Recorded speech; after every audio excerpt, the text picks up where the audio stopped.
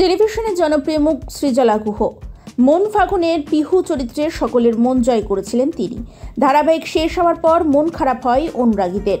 যদিও ছোট পর্দায় নিয়মিত তাকে না দেখা গেলেও অন্যান্য মাধ্যমে প্রায় ধরা দিচ্ছেন তিনি। নাচের রিয়েলিটি শোতে অতিথি বিচারক হয়ে, মিউজিক ভিডিওতে কিংবা ধারাবাহিকের বিশেষ কিছু পর্বে তাকে এর আগেও দেখা গিয়েছে। সম্প্রতি ওয়েব মাধ্যমেও পা রাখতে চলেছেন তিনি। এদিকে নেটপাড়া মজেছে টেলি নায়িকার লাস্যময়ী অবতারে। সোশ্যাল মিডিয়াতেও খুবই সক্রিয় থাকেন সৃজলা গুহ।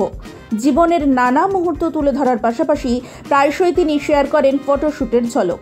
বর্ষ শেষ ও জন্মদিন উদযাপনে বিদেশে পাড়ি দিয়েছিলেন অভিনেত্রী। থাইল্যান্ডে ভ্যাকেশনের ছবি ও ভিডিও পোস্ট করেছেন সোশ্যাল মিডিয়ার পেজে।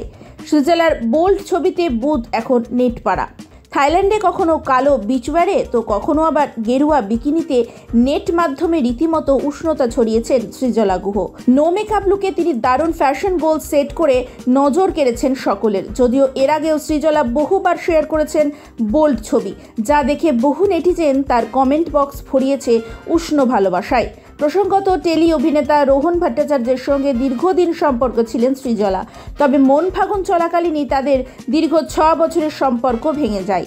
এরপরেই টেলি পাড়ায় গুঞ্জন শোনা যায় সহ অভিনেতা শন বন্দ্যোপাধ্যায়ের সঙ্গেই ঘনিষ্ঠতার জন্যই নাকি রোহনের সঙ্গে বিচ্ছেদ হয়েছে তার। যদিও এই বিষয়টি নিয়ে এখনো পর্যন্ত 3 জনের কেউই নিশ্চিত করেননি কিছুই।